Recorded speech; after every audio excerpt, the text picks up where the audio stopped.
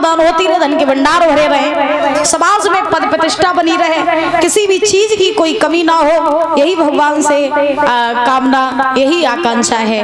बोले वृंदावन बिहारी लाल की, बोली राधा रानी सरकार की।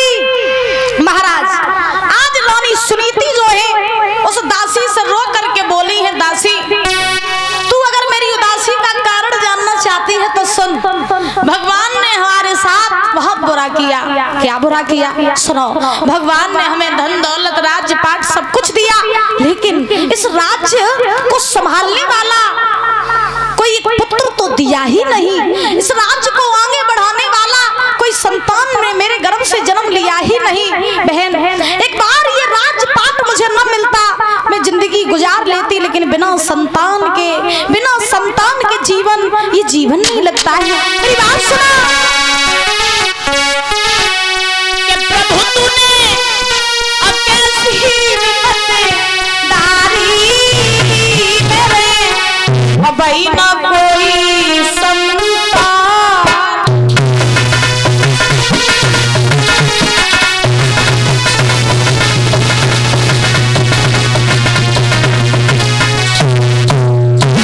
रानी सुनीति बोली, बहना समाना, प्रभु तूने कैसी विपत्ति डाली मेरे, भाई ना कोई संतान।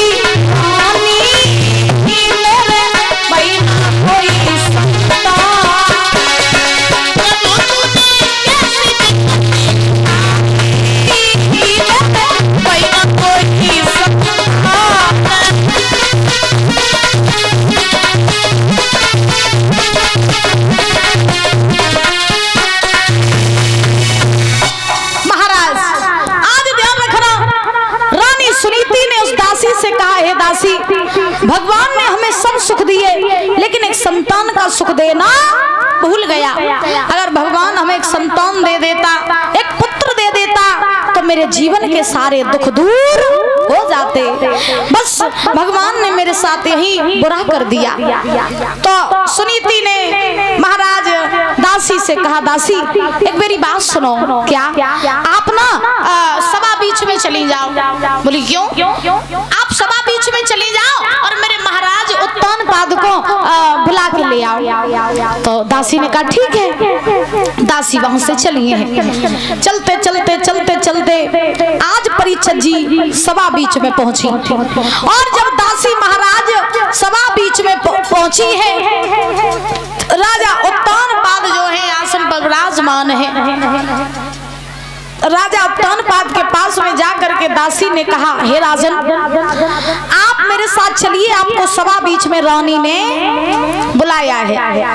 तो राजा उत्तानपाद ने जब ये बात सुनी दासी की कि तुम्हें रानी ने बुलाया, तो राजा उत्तानपाद ने देरी नहीं की। महाराज घोड़ा पर सवार हुए और घोड़ा पर सवार होकर के राजा उत्तानपाद आज महलों में आए।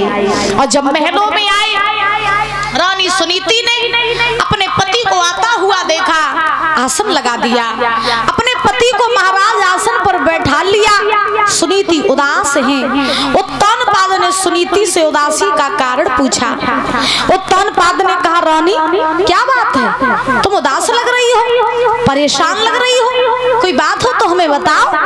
तो रानी सुनीति बोली, महाराज आपको नहीं मालूम, आप तो सारा दिन अपने राज्य के कार्यों से व्यस्त रहते हो, लेकिन क्या आपको मालूम है कि हमारे घर में कोई भी संतान नहीं है। आपको लोग निर्वंशिया कहते हैं, मुझे बांझ कहते हैं। मेरा अपमान हो जाता है वो तो मैं सहन कर लेती हूँ, लेकिन कोई आपका अपमान करे, ये मुझसे सहन नहीं होता है। महाराज बिना संतान के घर, ये घर नहीं नजर आता है, बिना संतान के ये राजपाट शोभा नहीं देता है। महाराज मेरी बात सुनो ना, आपको नहीं मालूम है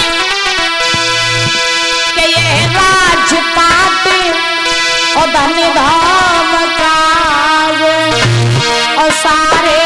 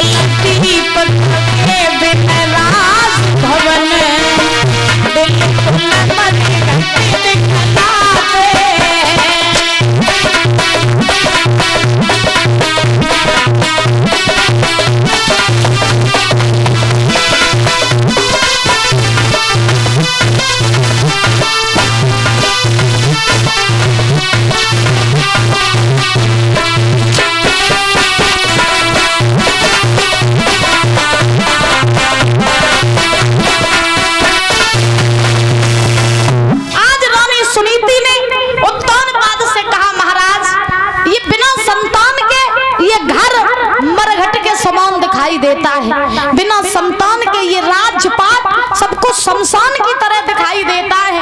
महाराज लोग आपका अपमान करते हैं, लोग आपसे निर्वंशिया कहते, मुझसे बांझ कहते, ये मुझसे सहन नहीं होता है। महाराज आप कुछ कीजिए ना।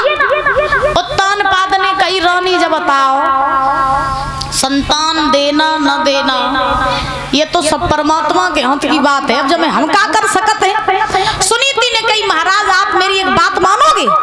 उत्तानपाद ने कही बता। सुनीति बोली महाराज ऐसो करो कि अगर मेरे गर्भ से काऊ संतान ने जन्म नहीं लो तो तुम ऐसो करो कि तुम अपनो दूसरो ब्याह कर ले। क्या कर ले? दूसरो ब्याह कर ले।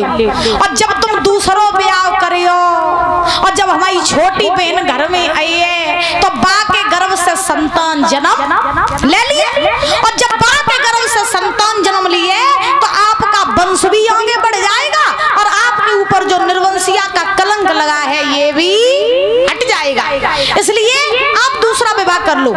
जो दूसरे विवाह का प्रस्ताव रखा उत्तानपाद के पास सुनीति ने, उत्तानपाद ने कही रानी अकल ठिकाने है तुम्हारी कि नहीं है? तुम क्या कह रही हो? हम दूसरी शादी कर ले? तुम अपने हाथों से अपने पैरों में कुल्हाड़ी मार रही हो, अपने लिए गड्ढा खोद रही हो। अरे तुम्हें नहीं मालूम है तुम दूसरी शादी की बात करवा रही हो, ये कोई खेल नहीं है दूसरी शादी। तुम मेरी बात सुनो, मौत आ जाए अच्छा है लेकिन सौत आ जाए ये अच्छा नहीं है। तुम्हें नहीं मालूम है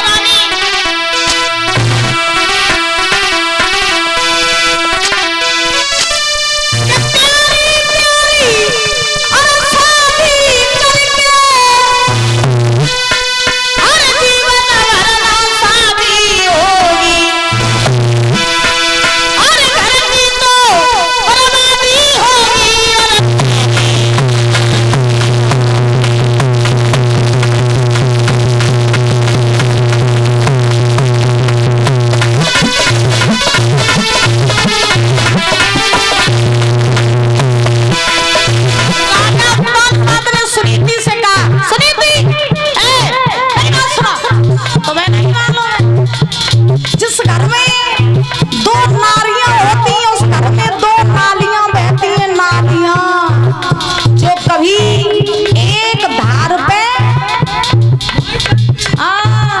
तासो मेरी बात मानो, तुम दूसरो ब्याह करो न करवाओ, न करवाओ, न